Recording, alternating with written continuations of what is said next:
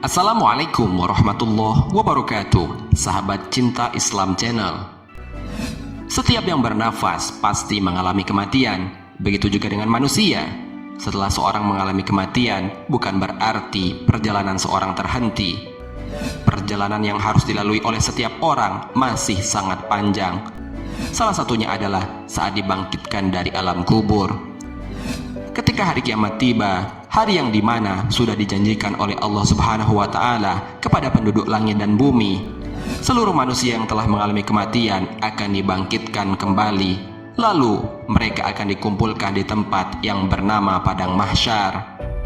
Lalu ditimbang amal perbuatan selama di dunia, dan masih banyak lagi perjalanan yang akan dilalui hingga sampai pada titik akhir di mana setiap orang mendapatkan tempat kembali dan balasan yang setimpal dengan amal perbuatannya. Dalam kitab Tanbihul Ghafilin karya Abu Lais As-Samarkandi dijelaskan bahwa ketika manusia dibangkitkan dari kubur dan dikumpulkan di padang mahsyar, terdapat 12 golongan umat manusia dengan keadaan berbeda-beda tergantung amal perbuatannya. Lalu bagaimanakah bentuk ke-12 golongan orang yang dibangkitkan dari kuburan tersebut? Simak ulasannya dengan menonton video ini hingga akhir. Sebelum lanjut, bagi kalian yang belum subscribe, silahkan untuk menekan tombol subscribe terlebih dahulu. Aktifkan lonceng notifikasinya. Bagikan video ini kepada teman-teman kalian agar semakin banyak orang yang mendapatkan manfaat dari channel ini.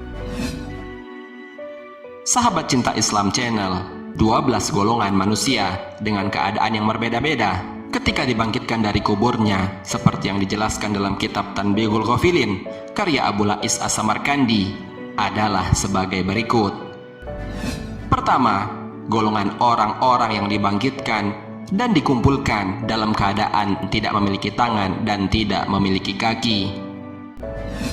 Golongan seperti ini disebabkan semasa hidupnya mereka adalah orang-orang yang suka menyakiti hati tetangganya, baik perkataan maupun tingkah lakunya, sehingga para tetangganya tidak nyaman jika bertemu dengannya.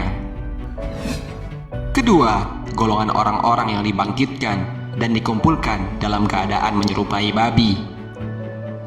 Golongan seperti ini disebabkan karena mereka semasa hidupnya adalah golongan orang-orang yang suka melalaikan sholat, padahal suara azan telah memanggil dengan lantangnya, bahkan teman mereka pun telah mengingatkannya, namun mereka tetap mengacuhkannya.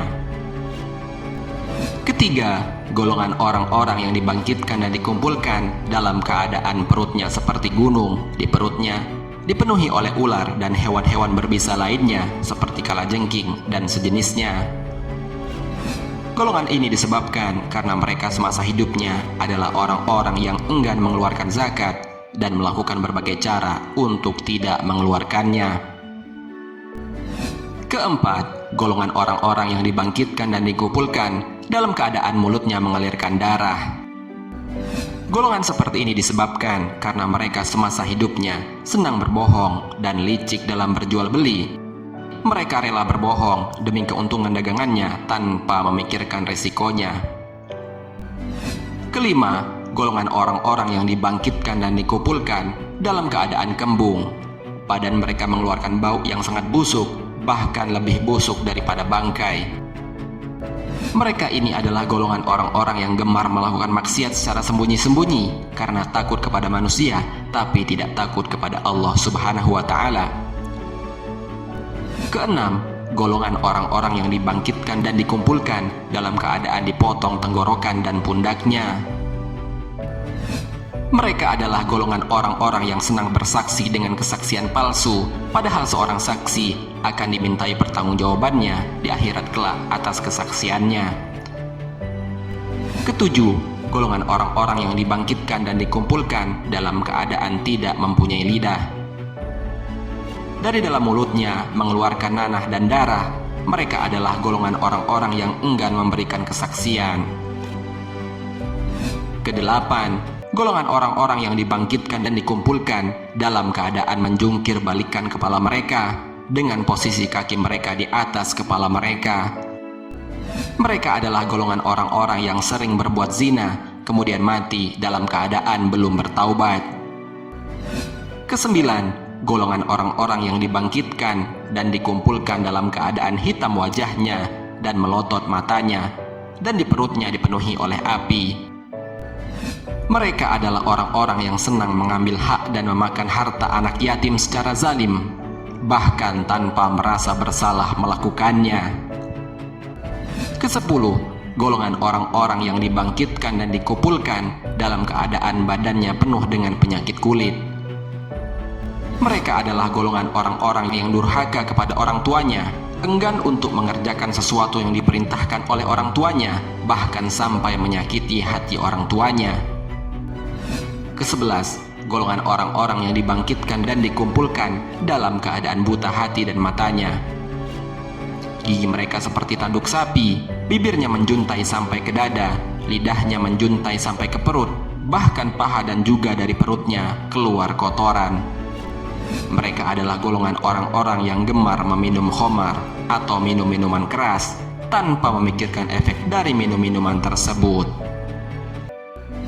Kedua belas, golongan orang-orang yang dibangkitkan dan dikumpulkan dalam keadaan wajahnya terang seperti bulan di malam purnama, dan mereka akan melewati jembatan Shirathul Mustaqim dengan cepat secepat kilat yang menyambar.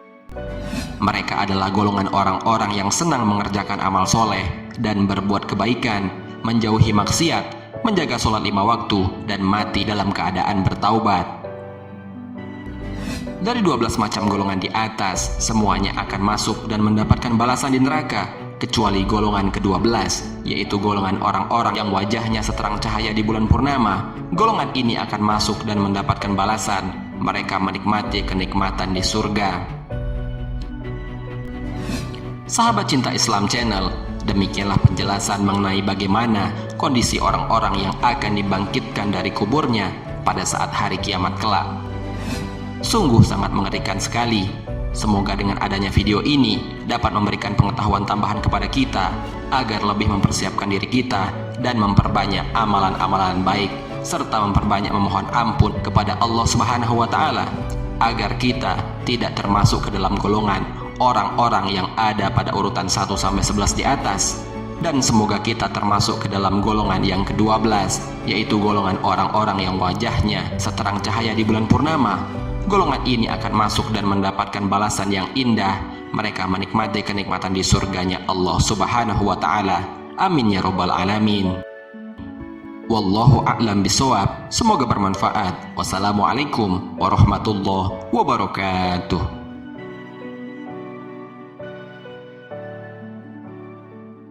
شكرا يا ربي شكرا